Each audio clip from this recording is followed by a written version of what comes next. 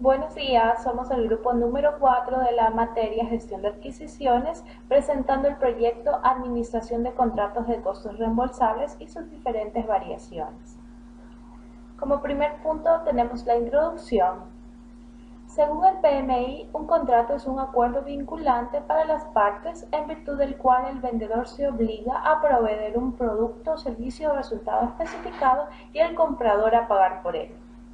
Los objetivos de los contratos son definir obligaciones y expectativas, limitar o definir posibles responsabilidades, establecer condiciones de pago, determinar quién asume riesgos comerciales y aclarar los roles y las responsabilidades. Desde el punto de vista del comprador, el contrato garantiza que el producto o servicio proporciona según lo especificado y desde el punto de vista del vendedor, el contrato garantiza el pago o cierre exitoso del contrato.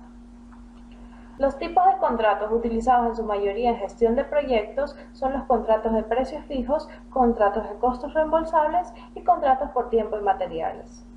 La presente exposición se enfocará en los contratos de costos reembolsables, detallándose principalmente los aspectos contractuales a tener en cuenta, las fortalezas y debilidades de este tipo de contratos y se explicará un ejemplo, su aplicación práctica en el Ecuador. Asimismo, se van a definir las diferentes variaciones de los contratos de costos reembolsables que pueden incluir, primero, con costo más honorario fijo, costo más honorario con incentivos y costo más honorarios por cumplimiento de objetivos. ¿En qué consisten los contratos de costos reembolsables?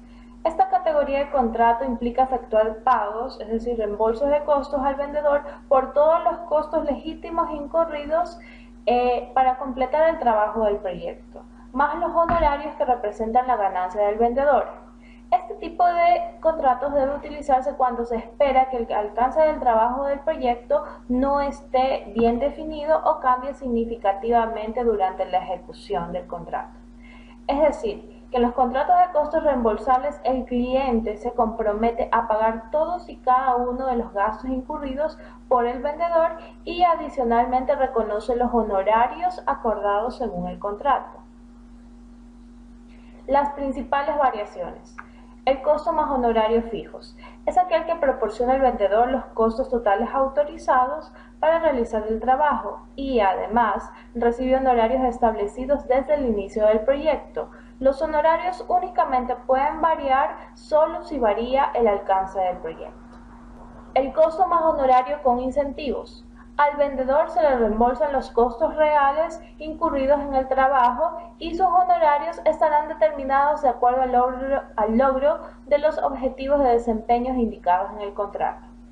Este tipo de contratos, el proveedor y el comprador comparten las desviaciones de los costos, es decir, el proveedor y el comprador conllevan los ahorros o sobrecostos y por ello se incentiva al proveedor a disminuir sus costos totales otorgándoles un porcentaje de dicho ahorro.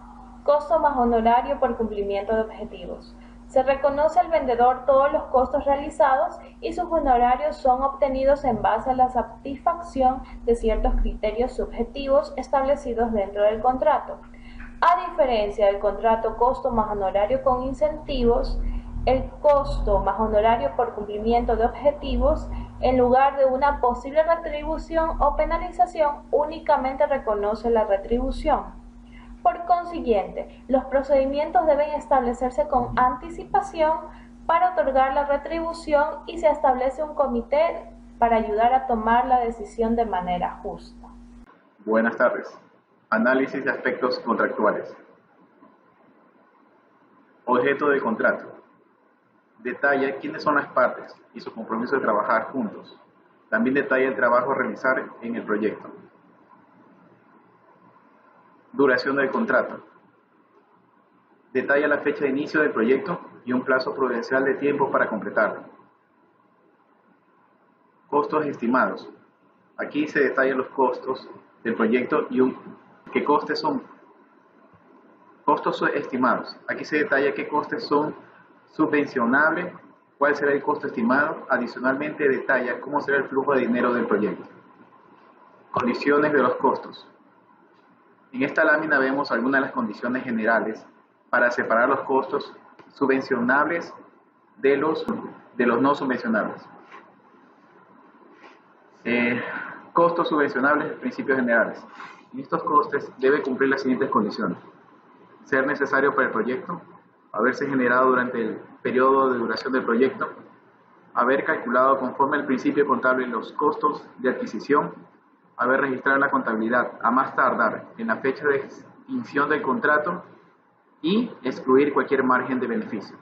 Y los costos no subvencionables son en particular los siguientes: los intereses adeudados, las provisiones por morosidad, los recursos puestos a disposición del contratista gratuitamente, los gastos innecesarios o desproporcionados, los impuestos incluidos el IVA.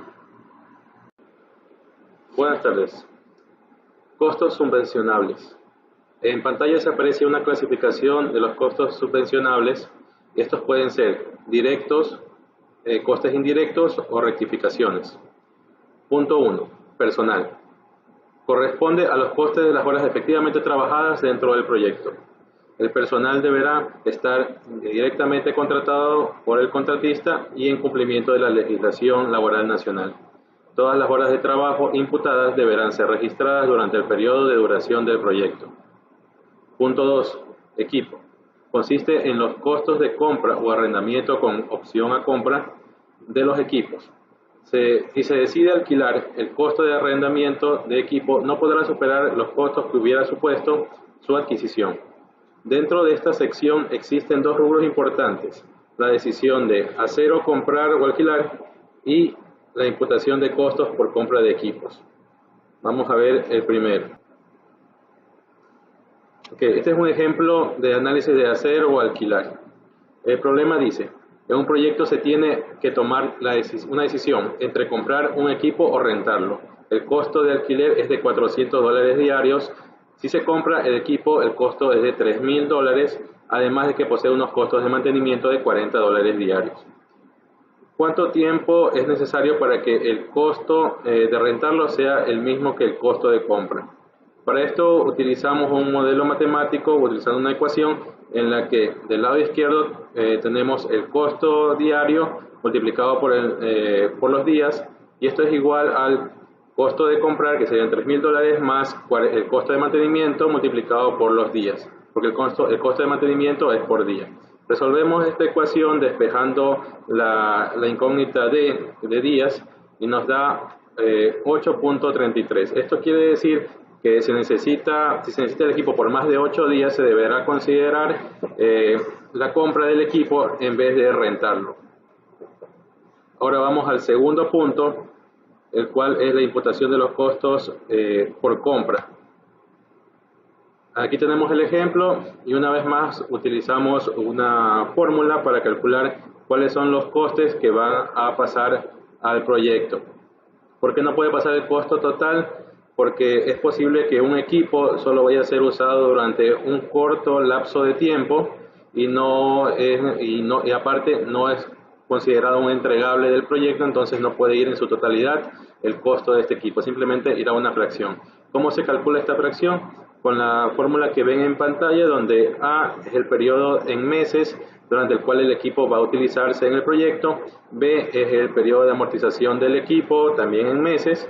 Aquí está estipulado 36 meses para un equipo informático con un valor inferior a 25.000 euros, o 60 meses para los demás equipos. C es el costo real del equipo y D es el porcentaje de utilización dentro del proyecto. Al resolver esta fórmula obtenemos el valor que será imputable a los costos de equipo dentro del proyecto. Punto 3. Subcontratación. Puede imputarse los costos de los subcontratos siempre que se ajusten a los precios del mercado y se ajusten con las facturas correspondientes. Punto 4. Viajes y dietas. Consiste de los gastos de viaje y alimentación del personal que trabaja en el proyecto. Punto 5. Bienes fungibles o materiales consumibles. Se refiere a los materiales que se consumen en el proyecto y no son reutilizables. Punto 6. Informática. Comprende los costos derivados de la utilización de la asistencia y los servicios informáticos a disposición de los contratistas. Punto 7. Protección de los conocimientos. Este rubro se refiere a los costos por registro de patentes de propiedad intelectual, en caso de que se generen en el marco del proyecto. Punto 8. Otros costes específicos. Los costos específicos comprenden los costos de fabricación de equipos o prototipos. 9. Gastos generales. Estos son los gastos de administración, gestión, amortización de edificios y de equipo, agua, electricidad, telecomunicaciones y gastos postales y material de oficina, así como los costes del personal administrativo. Punto 10. Rectificación de costes anteriores. Esto es para hacer ajustes al final de cada periodo, en cada análisis de si ha faltado o se ha omitido alguna factura, se añade en este rubro. Artículo 4. Prestaciones contractuales. Detalla cómo se realizará el control de los costos, cada cuánto se enviarán informes y qué formatos se pueden utilizar. 5. Terminación del contrato. Detalla las causas de terminación del contrato, pero principalmente detalla que cuando se ha llegado al límite del presupuesto máximo estimado, el sponsor puede evaluar si continuar o no con el contrato.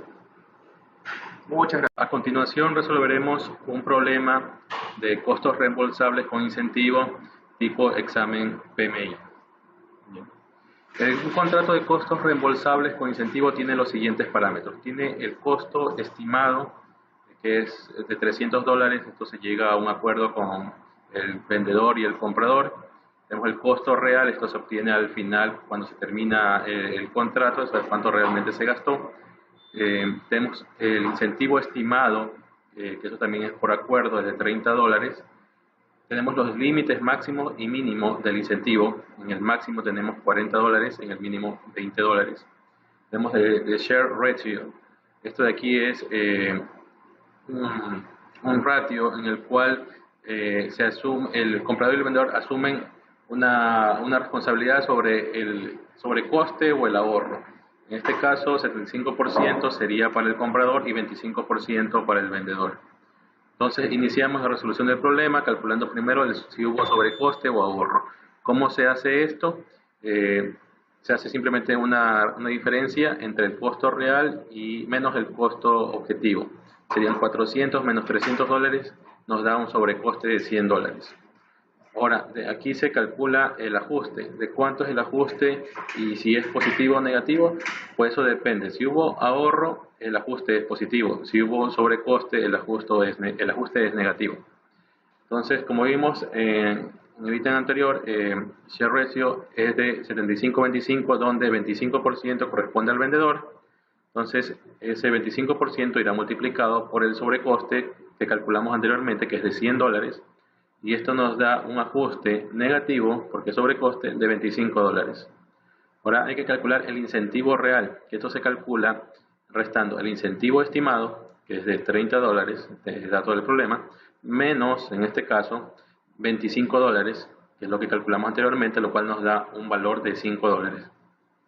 Ahora, este incentivo real recién calculado no es el que se va a aplicar al vendedor debido a que tenemos un rango de incentivo máximo y mínimo.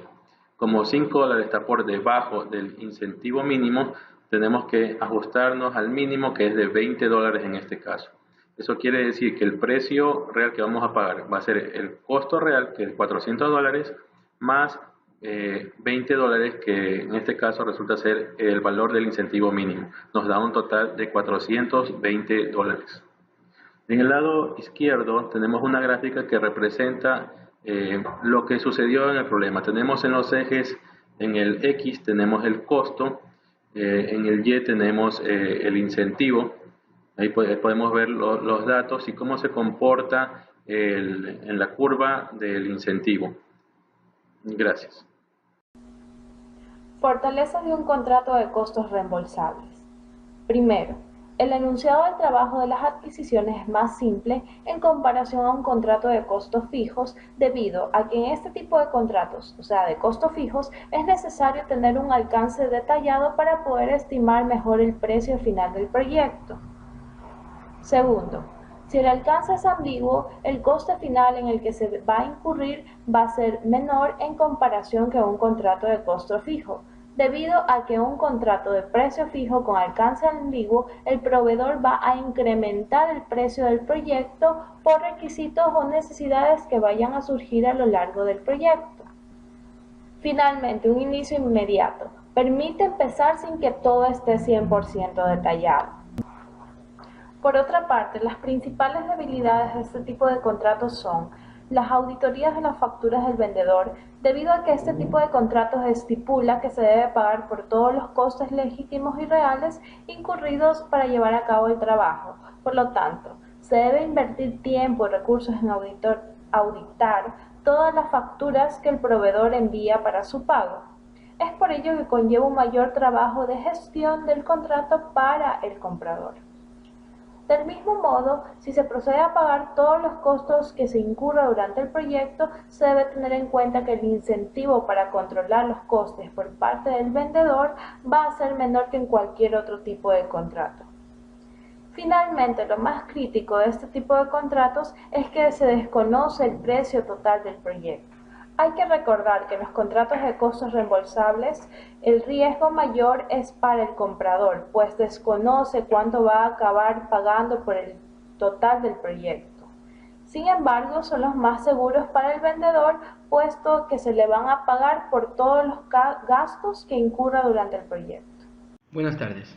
El ejemplo para este tipo de contratación ha sido el contrato número cont.int.sh-001-2011, contrato de prestación de servicios de asesoría internacional especializada, el cual fue celebrado por la Secretaría de Hidrocarburos, representado por el ingeniero Ramiro Casar en su calidad de secretario de Hidrocarburos, en este caso el contratante, y la compañía Skir Sanders Dempsey de Estados Unidos, representada legalmente por Howard Nichols. Para este contrato, él será el contratista. El contrato tiene como objeto brindar a la Secretaría de Hidrocarburos el soporte para realizar los análisis jurídicos, económicos y técnicos de los 7 procesos abiertos por prospección y levantamiento geofísico en 7 distintos sectores de explotación petrolera en el país de Ecuador. Estos son 6 bloques en la parte de Amazonía y 1 en Santa Elena. En la cláusula quinta se detalla el valor del contrato, el cual está dado por $350.000 de los Estados Unidos de América. Y en su tercer párrafo detalla claramente y textualmente lo siguiente: el monto es referencial, por lo que conforme al alcance del trabajo puede ser modificado y o reliquidado conforme a los servicios y gastos reembolsables efectivamente ejecutados y aprobados por la Secretaría de Hidrocarburos a través del administrador de este contrato. Luego, en su cláusula sexta, detalla los gastos. Estos son las telecomunicaciones, la producción de documentos, mensajería, servicio de asistencia logística, aranceles, entre otros.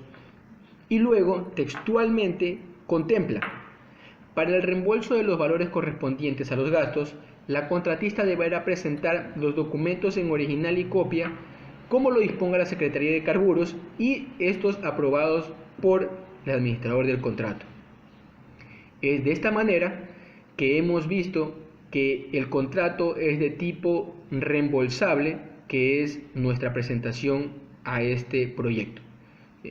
Acotando a esto, el contrato fue firmado el 15 de marzo del 2011. Gracias.